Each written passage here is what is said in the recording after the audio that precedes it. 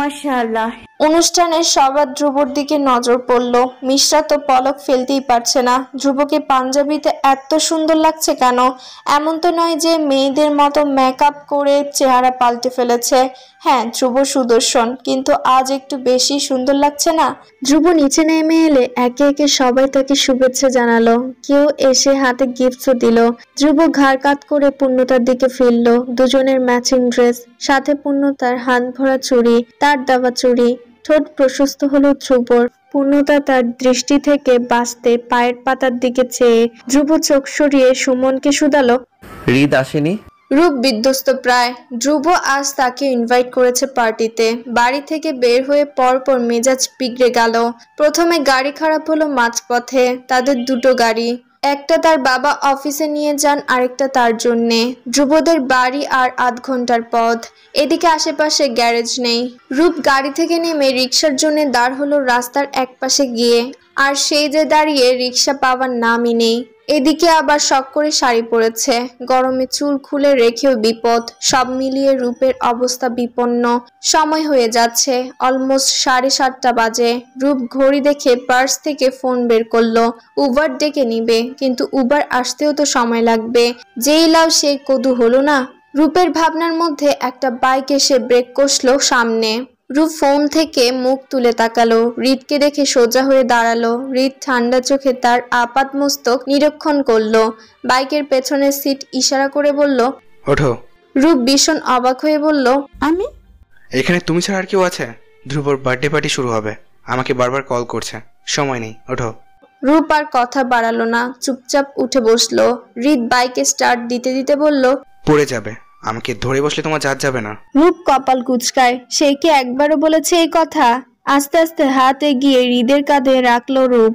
হৃদ ভিউ মিররে একবার ওকে দেখে বাইক চালাতে মন দিল। গিফট রাখার জায়গাটা আলাদা। যেই আসছে সেই গিফট রাখছে। এখন আর ধরছেও না। একটার উপর আরেকটা ঠেসে রাখা। অনেক গিফট পেয়েছে ধ্রুব। পূর্ণতার মন খারাপ হলো। এত লোকের দামি দামি উপহারের ভিড়ে তার সামান্য উপহারটা কি ধ্রুবকে দেওয়া উচিত? থাক, ভালো করেছে আনেনি সাথে। রূপ হৃদ একসাথে ঢুকলো পার্টিতে। হৃদ ধ্রুবদের দিকে এগিয়ে গেলেও রূপ চেনা জানা কাউকে খুঁজছে। মিশ্রা আর ঈশিতা ছাড়া আর কাউকে তো চেনে না। মিশ্রাকে দেখে রূপ কাছে গেল না। এই চুন্নির সাথে মিশবে সে? কবি নেই। হঠাৎ কিছু একটা মনে করে মিশ্রার দিকে সতর্ক চোখে তাকালো। আচ্ছা, মিশ্রা এখানে কি করছে? ও কি ধ্রুব ভাইয়ের পরিচিত? নাকি আমার মতো ও আর ঈশিতাও দাওয়াত পেল? ভাবুক রূপের হঠাৎ চোখ পৌঁছালো সিঁড়ির গোড়ার দাঁড়ানো পূর্ণতার দিকে। রূপের চোখ বেরিয়ে এলো। দ্রুত পায়ে এগিয়ে গেল ওর দিকে। পূর্ণতা তখন গিফটের কথা ভাবছিল। আচমকা রূপের আওয়াজে চমকে উঠল সে। তুই এখানে পূর্ণতা? পূর্ণতা হেসে ফেললো। হেসেছিস তুই? রূপ বলতে দিল না। সে রেগে ফায়ার। চুপ থাক তুই, আগে আমাকে বলতে দে। শাকচুনি, তুই এখানে আসবে আমাকে আগে বলেছিস? বললে কি হতো? তোর ভাগে খাবার কম পড়তো? নাকি ছেলেরা আমাকে দেখলে তোকে লাইন মারতো না? পূর্ণতা নাক মুখ কুঁচকে বলল, এসব আবার কি কথা? আমি তোকে জানাইনি কারণ তোর মনের অবস্থা ভালো ছিল না। আর কাল তো উনি তোকে আমার সামনেই বার্থডেতে ইনভাইট করলেন। একজন করলেই তো হলো। রূপ চোখ পিটপিট করে বলল, কিছুই বুঝলাম না। ভাইয়ের বার্থডে, ভাইয়া তো ইনভাইট করবেন। আচ্ছা, উনি কি তোকেও ইনভাইট করছেন? কিন্তু কখন করলেন? তোদের কি কোনো যোগাযোগ আছে? এই আঙ্কেল, তোর ছোট মা, মিশ্রা সবাই এখানে, পুরো পরিবার দাওয়াত পেয়েছে। তাহলে ঈশিতা এলো কিভাবে? ওকে? রূপের হাজারটা প্রশ্নে পূর্ণতা বিরক্ত হয়ে বলল, উফ থাম বাবা, এটা মিশুর মামা বাড়ি। ধ্রুব ওর মামাতো ভাই। রূপ বেখেয়ালে বলল। খেয়াল করতেই চোখ বড় করে তাকালো। পূর্ণতা মাথা নেড়ে বলল, জি ঠিকই শুনেছেন। রূপ মিটিমিটি হেসে বলল, তাহলে রোমিও জুলিয়েট একই কয়েদে বন্দি। প্রেম জমে ক্ষীর তবে। পূর্ণতা লজ্জা পেল, মুখ ঘুরিয়ে বলল, ভ্যাট। আচ্ছা, আমি যাই, ধ্রুব ভাইয়ার গিফট দেই আর উইশ দুটো সেরে আসি। রূপ যেতে নিলে পূর্ণতা হাত চেপে ধরলো। রূপ তাকালে বলল, রাতুল ভাইয়ার ব্যাপারটা কতদূর কি হলো বললি না তো? রূপ চিন্তিত কণ্ঠে বলল, জানি না রে, আমি নিজেও কিছু জানি না। রাতুল কাল থেকে আমায় একবারও ফোন করে বিরক্ত করেনি, আর হৃদ ভাইয়াও কিছু জানালেন না আমাকে। ধ্রুবর বন্ধুদের আমি চিনি না, তবে ওনাকে যতদূর চিনলাম ওনার বন্ধুরা খারাপ হওয়ার কথা নয়। রিদ ভাইয়া যখন দায়িত্ব নিয়েছেন আমার মনে হয় ভালোই হবে। রূপ দুই ভ্রু উঁচিয়ে বলল, ধ্রুব, সরাসরি নাম সম্বোধন, সত্যি করে বল, প্রেম কত দূর? আই লাভ ইউ বলেছে? রূপ ফিস ফিস করে বলল। পূর্ণতা ওর মাথায় চাটি মেরে বলল, চুপ, যা গিফট দিয়ে আয়। ধ্রুব, ওই রাতুলের ব্যাপারটা? ধ্রুব দ্রুত হৃদের মুখ চেপে ধরল, চোখ রাঙিয়ে বলল, চুপ থাক, মা বাবা কেউ শুনলে বিপদে পড়বো। ধ্রুব হাত সরালো, হৃদ মাথা চুলকালো। ধ্রুব ভ্রু কুঁচকে বলল, এখন এত ভাবছিস কেন? তখন তো খুব বললি। ধ্রুব, তুই এখানে থাক, আমি ম্যানেজ করছি। হৃদ বাচ্চাদের মতো ঠোঁট উল্টে বলল, আরে তখন তো ভেবেছিলাম পারবো, ভাবলাম কোন রকম হুমকি ধামকি দিলে ব্যাপারটা মিটবে, মারামারি হবে কি জানতো। ধ্রুব ব্যস্ত কণ্ঠে বলল, আরে আসতে বল, কেউ শুনবে। মাকে কথা দিয়েছিলাম ঝামেলায় জড়াবো না। তাহলে এখন? ধ্রুব কাঁধ উঁচু করে বলল, এখন আর কি? ঝামেলা আমি পছন্দ না করলেও ঝামেলা আমাকে ভালোবাসে, এড়ানোর উপায় আছে? হৃদ হেসে ফেলল। ধ্রুব এক রেজ করে জিজ্ঞেস করলো, পাটা ভেঙেছিস? আরে না, রাতুলের নাক মুখ ফেটেছে, যা একটা ঘুষি মেরেছি মামা। তবে ওর সাথে কটা ছেলে এসেছিল, ওদের একজনের হাত ভাঙার সম্ভাবনা আছে। ওই ব্যাটার হাতে হকি স্টিকের বাড়ি লেগেছিল। বুঝলাম, এখন কি আর বিরক্ত করবি রূপাকে? কিভাবে করবে? ওর ফোন আমার কাছে, সব ছবি ডিলিট। ধ্রুব হৃদের কাঁধ চাপড়ে বলল, গুড, এখন আমাকে কি করতে হবে? ওই যেটা করছিস এতকাল, বাবাকে ম্যানেজ, ওটাই। মোড়ের মাথায় মারামারি করেছে, সবাই দেখেছে, বাবার কানে যাওয়ার সম্ভাবনা আছে। তুই শুধু বাবাকে বোঝাবি এখানে আমার কোনো দোষ নেই। তুই জানিস তো বাবার কাছে তুই হলি ভদ্র, সভ্য, ব্রিলিয়ান্ট বয়। তুই বললে এভরিথিং ইজ ওকে। ধ্রুব হাসলো। আচ্ছা বলবো। এখন আমাকে একটা কথা বলতো, রূপের ঘটনা শুনতে এত রিয়াক্ট কেন করেছিলি কাল? কি ব্যাপার? পছন্দ করিস মেয়েটাকে?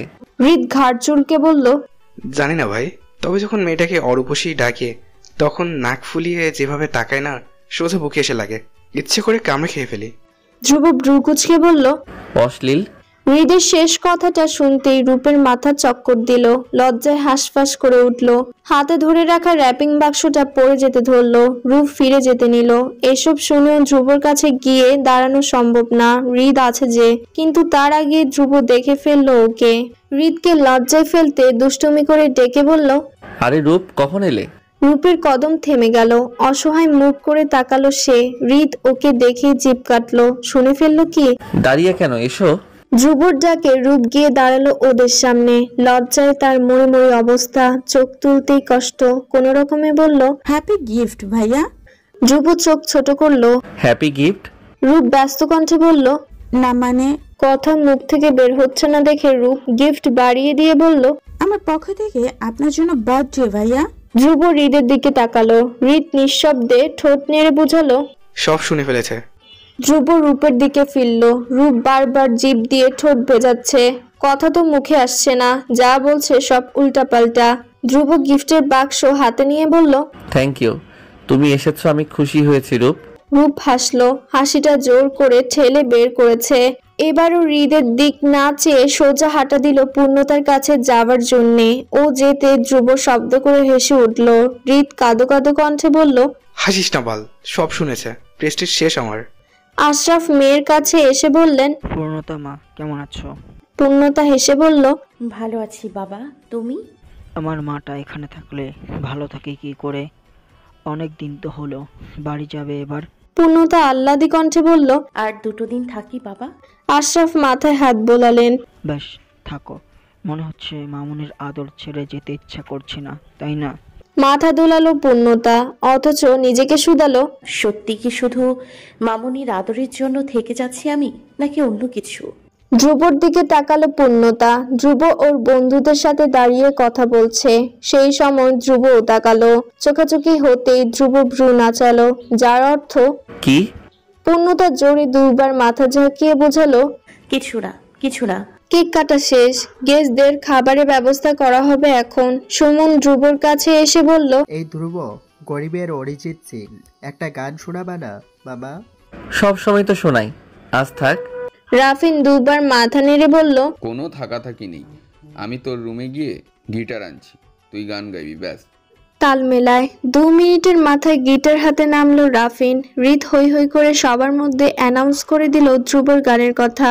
মিশ্রা সেলফি তোলা ছেড়ে সজাগ হয়ে দাঁড়ালো। পূর্ণতার রূপ তাদের কথাও থেমে গিয়েছে। ধীর চেঁচিয়ে বলল, সমস্ত বাড়ির লাইটস অফ করতে।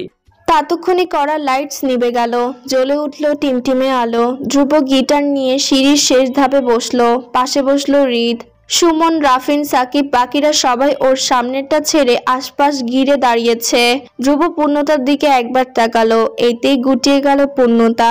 ধ্রুব মুচকি হেসে গিটার বাজাতে বাজাতে গান ধরল। ঠিক এমন এভাবে তুই থেকে যা স্বভাবে, আমি বুঝেছি ক্ষতি নেই, আর তুই ছাড়া গতি নেই।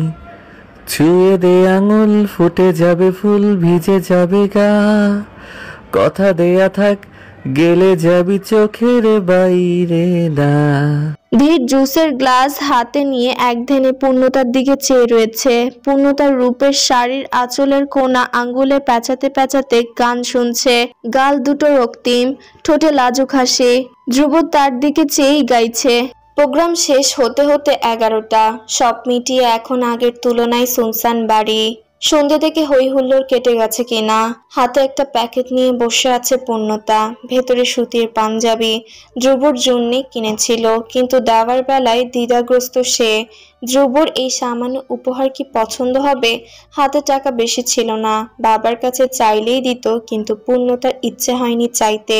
হাত খরচ বাঁচিয়ে যতটুকু ছিল তা দিয়ে ধ্রুবকে উপহার দেওয়ার ইচ্ছে হলো।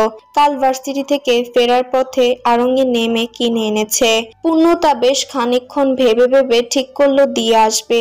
আর যাই হোক, গিফট তো গিফটই হয়, তাই না? আর ধ্রুব নিশ্চয় এসব নিয়ে ঘাটাঘাটি করার ছেলে নয়। পূর্ণতা ঘর থেকে বের হলো। পাশের রুমটা ধ্রুবর, দরজা ভেড়ানো। পূর্ণতা কয়েকবার টোকা দিলেও উত্তর এলো না। পূর্ণতা অধৈর্য হয়ে দরজা ঠেলে ঢুকতে গেল, অমনি ধ্রুবর বুকের সাথে ধাক্কা। ধ্রুবও বেরোতে যাচ্ছিল, দুজন দুদিকে এক পা পিছিয়ে গেল ধাক্কায়। ধ্রুব পূর্ণতাকে দেখে চোখ চোখা করে বলল, ধাক্কা খাওয়ার জন্য আমাকে বুঝি অনেক বেশি পছন্দ তোমার?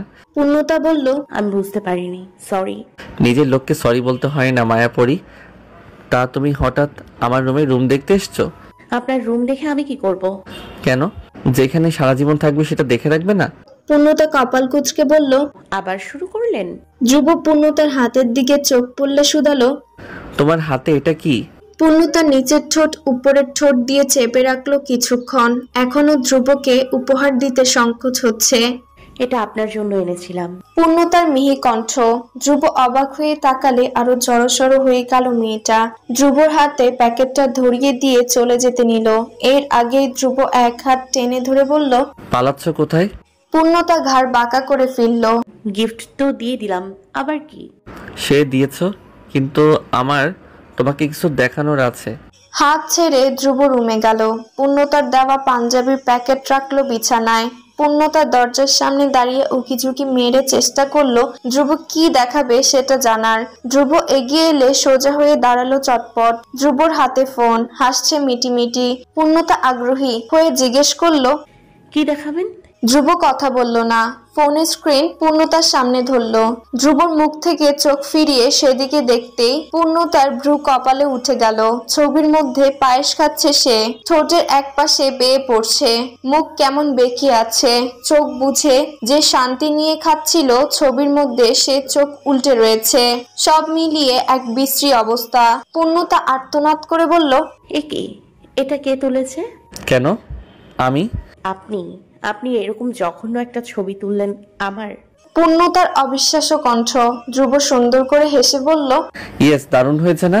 দারুণ না ছাই, ফোন দিন, আমি এক্ষুনি ডিলিট করবো ওটা। ধ্রুব তাৎক্ষণিক ফোন নিজের কাছে এনে বলল, নো ওয়ে। পূর্ণতার রাগ দেখিয়ে বলল, কেন? এমন বিভৎস ছবি রেখে কি হবে? নিজের ছবি নিজেই বিভৎস বলছো, তাহলে যারা দেখবে তারা না জানি আরো কত সুন্দর কমপ্লিমেন্টস দেবে মায়াপরি। পূর্ণতা চোখ গোল করে বলল, মানে আপনি এগুলো কাকে দেখাবেন? শুধু দেখাবো না, কাল তো ভার্সিটিতে ফাংশন রয়েছে, সেখানে পোস্টার হিসেবে ব্যবহার করব। পূর্ণতা আটকে উঠল। কি? না না না, প্লিজ এমন করবেন না। আমার মান ইজ্জত সব একেবারে ধুয়ে মুছে সাফ হয়ে যাবে। ধ্রুব ভ্রু উচালো। করব না। পূর্ণতা অসহায় চেয়ে মাথা দুলালো। ধ্রুব কাঁধ উঁচু করে বলল, বেশ, তুমি যদি আমার কথা শোনো তবে আমি এক্ষুনি ফোনটা তোমার হাতে দিয়ে দিব, তারপর তুমি ডিলিট করো না হয়।